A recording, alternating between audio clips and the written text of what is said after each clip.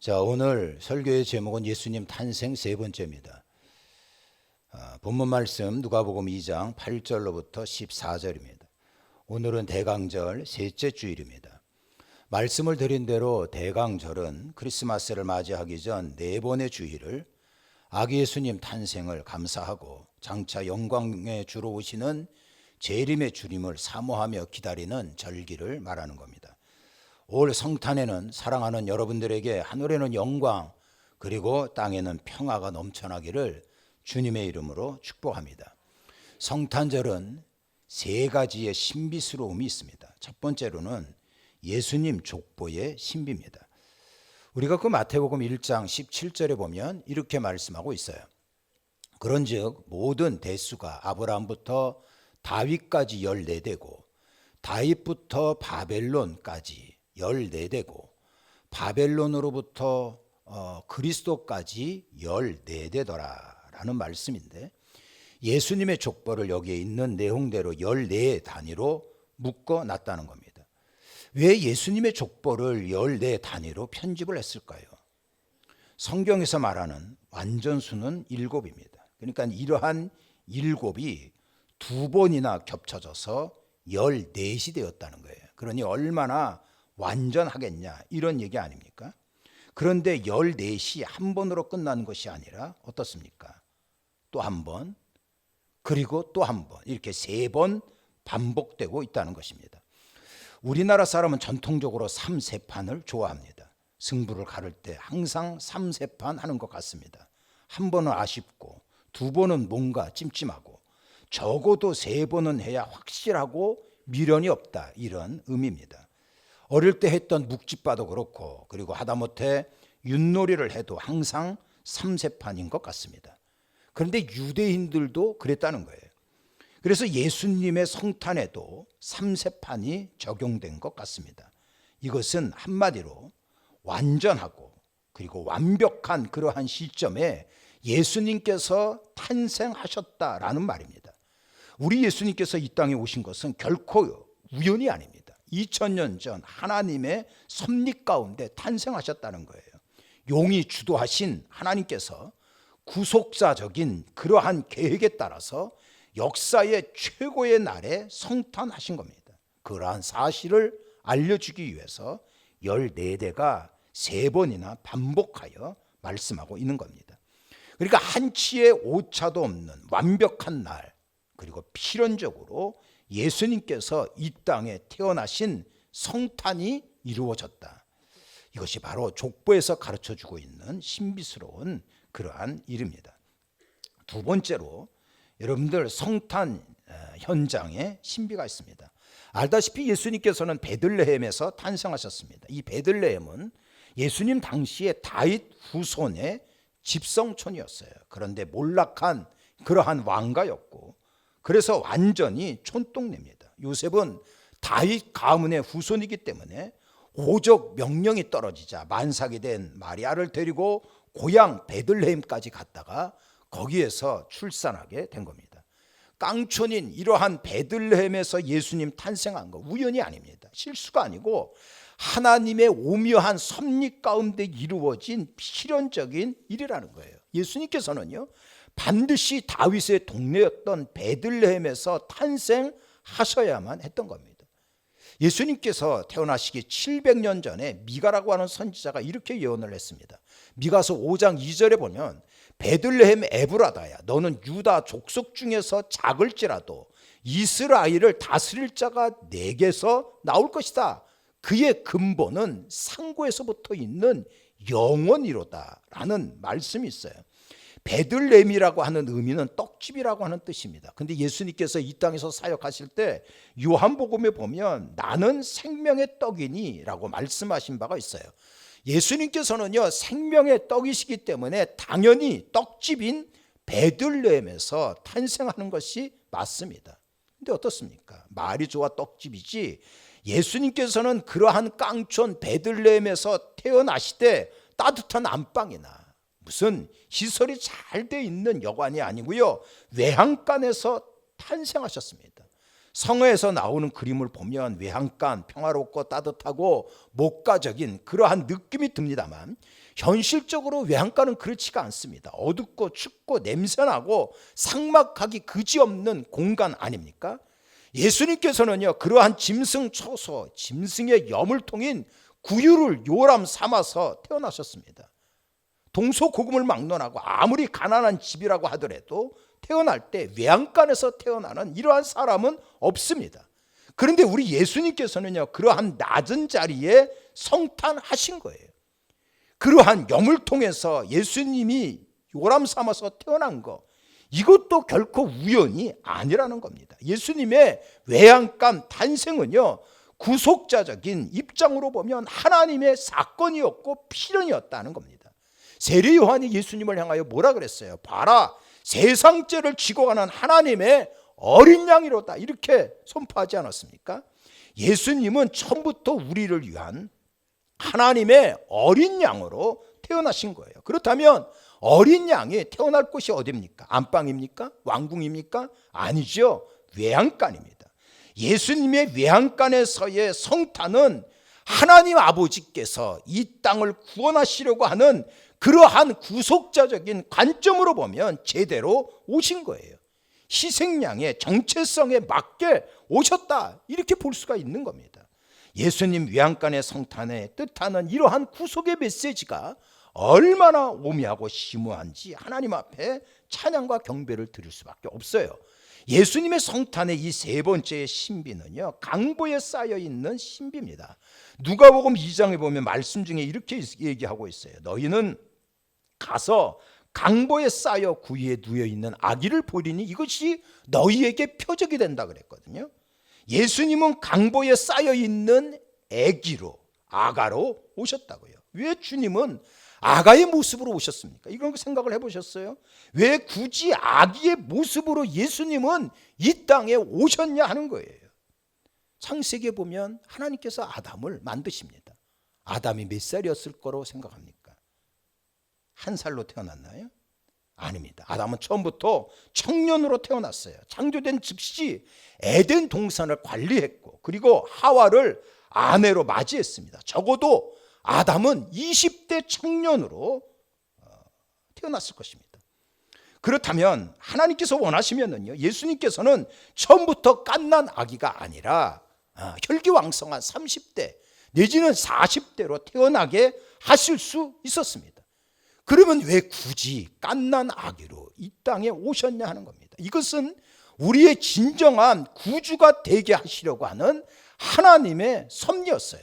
어릴 때부터 예수님은 우리의 삶의 애환을 직접 실제적으로 겪고 보게 만드신 겁니다.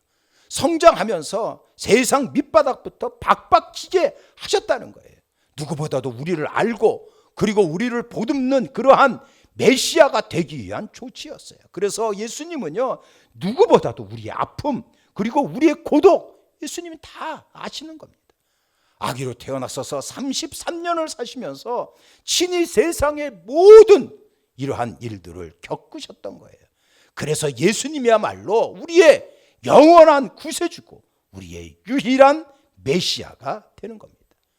예수님의 성탄의 세 가지의 신비, 예수님의 족보, 그리고 예수님께서 태어나신 그 깡촌 베들레헴 중에서도 마구간, 그리고 강보에 쌓여 있는 아기, 얼마나 놀랍습니까?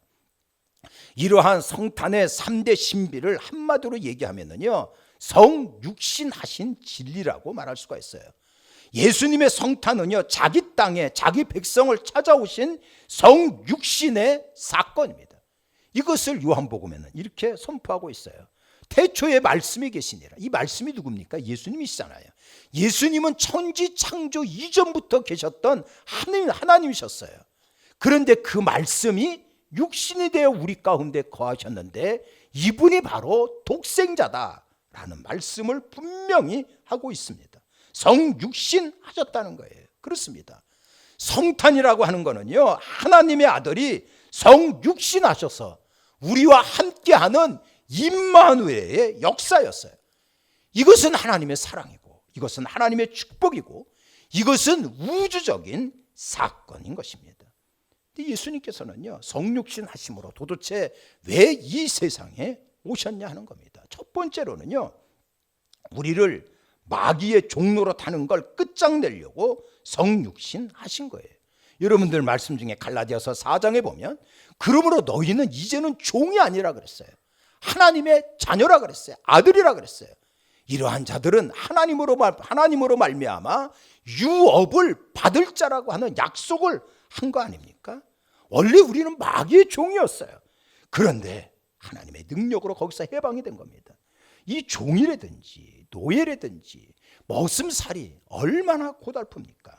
우리나라 역사에서 포르투갈까지 팔려간 조선 노예가 있었다는 사실을 여러분들 아십니까?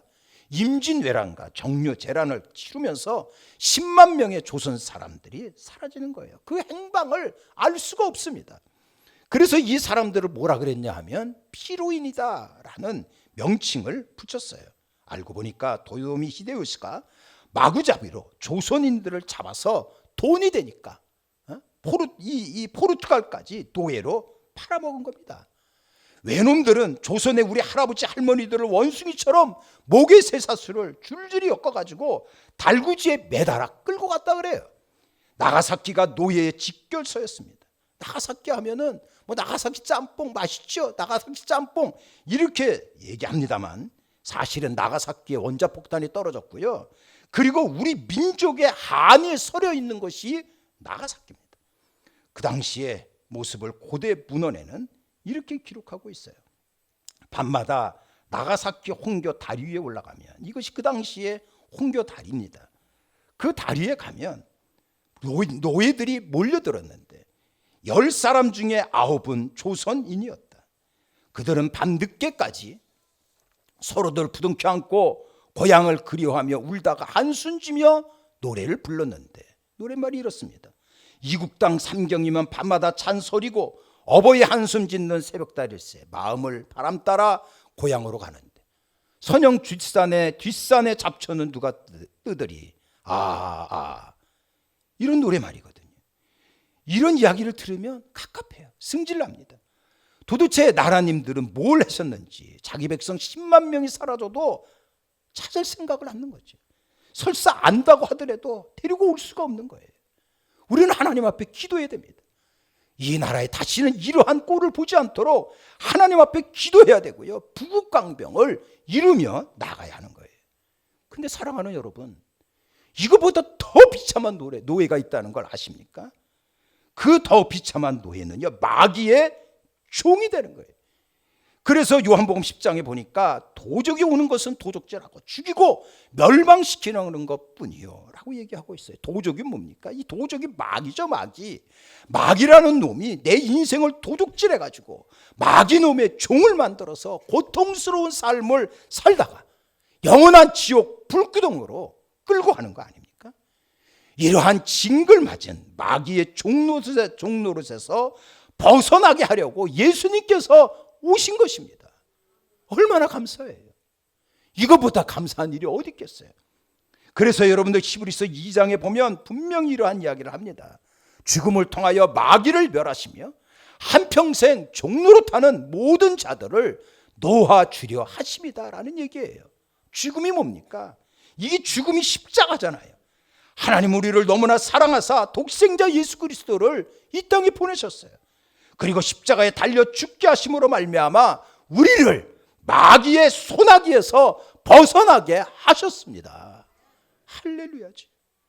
이것뿐만 아니에요. 우리에게 자녀의 권세를 주셔서 악한 마귀와 싸워 이길 수 있는 능력의 삶을 허락해 주셨습니다. 장차 하늘나라를 유업으로 받을 수 있는 상속자로 만들어준 거예요. 얼마나 놀라운 은혜입니까? 이것이 십자가와 부활의 은총으로 가능하게 됐던 거예요. 이거 만들어 주려고 예수님께서 이 땅에 오신 거라고요. 예수님께서는 베드로에게 이런 말씀을 하셨어요. 물론 베드로에게 한 말씀입니다만 우리를 향한 축복의 내용이기도 해요. 마태복음 16장 19절에 보면 음부의 권세가 이기지 못하리라. 내가 천국의 열쇠를 너희에게 주노니 내가 땅에서 무엇이든지 매면 하늘에서도 매일 것이고 내가 땅에서 무엇이든지 풀면 하늘에서도 풀리리라 라는 말씀입니다. 마귀의 권세가 우리를 이기지 못하는 거예요. 그리고 하나님께서 우리에게 함께해 주셔서요, 여러분들이 땅에서 매면 하늘에서 문이 닫히는 거예요. 땅에서 풀면 하늘의 문이 열리는 거 아닙니까? 믿음으로 소원하며 간구하고 선포하는 대로 이루어질 줄로 믿습니다. 더 이상 악한 마귀에 끌려다니지 마세요. 어둠의 영에 짓눌리지 마십시오. 여러분들은 능력자고 하나님의 자녀입니다. 떳떳하게 하나님께서 주신 그러한 권세를 활용하며 나가는 자가 되기를 바랍니다. 마귀란 놈은 깜도 아니에요. 선포한 대로 여러분들이 이루어지게 될 겁니다. 이러한 능력자 만들려고 예수님께서 오신 거예요. 하늘과 땅의 만복 누리게 하려고 예수님이 오셨는데 여러분 최고의 경배를 해야지요. 2000년 전 아기 예수님 이 땅에 태어나실 때 마구간에 있는 짐승 몇 마리, 천사의 말을 듣고 달려온 목자 외에는 영접하는 사람이 없었다고요. 2019년도 성탄을 앞두고 우리는 아기 예수님을 제대로 영접하셔야 합니다. 이것이 베트남 국민 영웅으로 인기를 끌고 있는 박항서 베트남 축구 국가대표 감독 환영 사진이에요. 이번에 동남아시안 게임에서 금메달을 차지했죠. 수백만 명이 하노이 공항에 몰려들었다고 해요. 근데 여러분, 이 박항서 이 감독은요, 안수 집사님이십니다. 베트남 하노이 은혜강 성결교회에 출석하고 있는 안수 집사님이세요.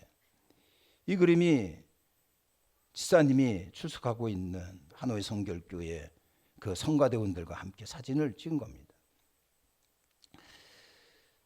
이 부인 되시는 권사님이 얼마나 기도를 많이 하시는지 몰라요. 그래서 이 박항서 집사님이 뒤집어졌어요. 하나님을 만났어요. 예수님을 만났어요. 박항서 집사님 먼저 경기등 피치 못할 사정이 아니면 반드시 주일에 꼭 교회에 나와 하나님 앞에 철저하게 예배를 드리는 사람이에요. 예배 끝나고 나서 기도를 얼마나 간절히 하는지 가장 늦게까지 기도하고 가신다 그래요. 그래서 성도들에게 귀감이 되고 있다라는 이야기를 담임 목사님의 간증을 제가 읽어본 적이 있어요. 그러니까 이러한 이야기를 들으면 참 기분 좋습니다. 그런데 여러분, 예수님을 사랑하는 열정은 박항서 집사님이 가는 곳마다 오빠 부대들이 따라다니잖아요. 그것보다는 여러분들이 나아야 합니다. 하나님의 아들 우리 주 예수 그리스도가 나를 수지 않는 사람으로 만들려고 하늘 영광 다 버리고 이 땅에 오셨는데 얼마나 감격적이고 감사합니까?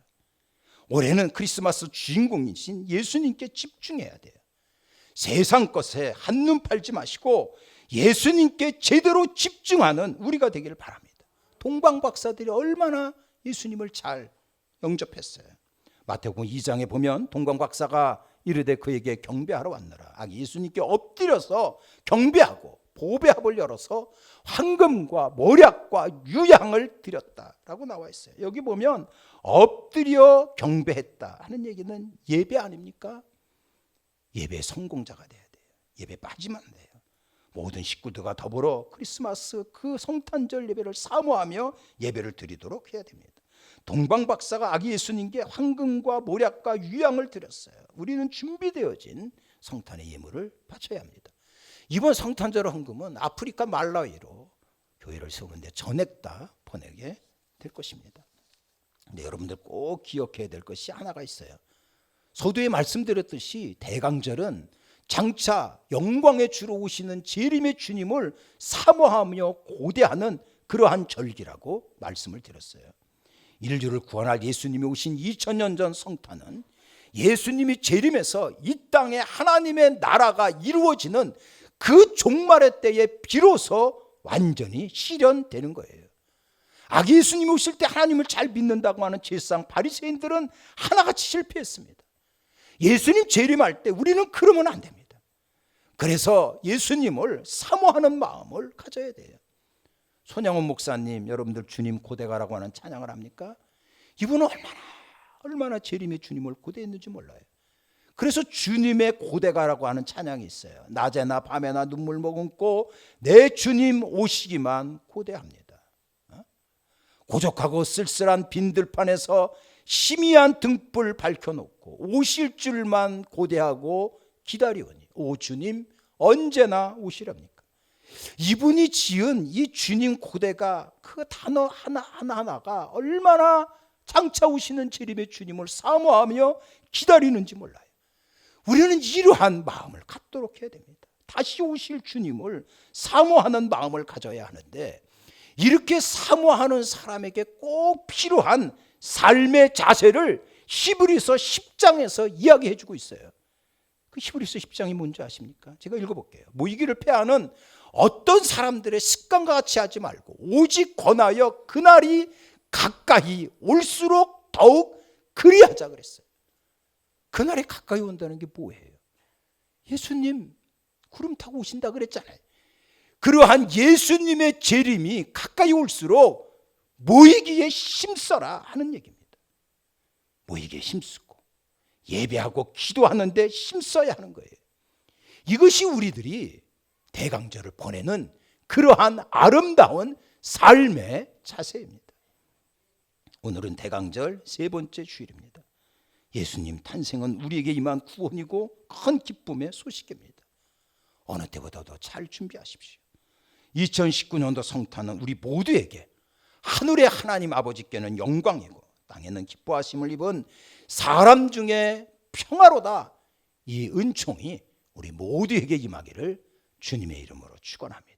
이제는 우리 구주 예수 그리스도의 은혜와 하나님 아버지 극진하신 사랑하심과 성령님의 위로와 교통하심이 예배드린 우리 모두에게 영원히 함께하옵기를 간절히 축원하옵나이다.